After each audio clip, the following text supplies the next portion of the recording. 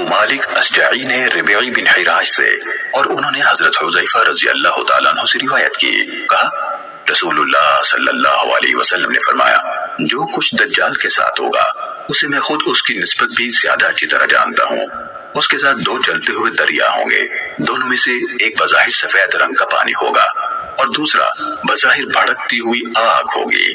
اگر کوئی شخص اس کو پا لے تو اس دریا کی طرف آئے جسے وہ آگ کی طرح دیکھ رہا ہے اور اپنی آنکھ بند کرے، پھر اپنا سر جھکائے اور اس میں سے پیے تو وہ پانی ٹھنڈا ہوگا، پھر اپنا سر جھکائے اور اس میں سے پیے تو وہ ٹھنڈا پانی ہوگا۔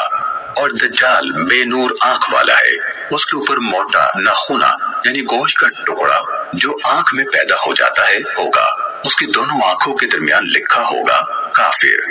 اسے ہر مومن لکھنے پڑھنے والا ہو یا نہ لکھنے پڑھنے والا پڑھ لے گا۔ صحیح مسلم حدیث نمبر 7367۔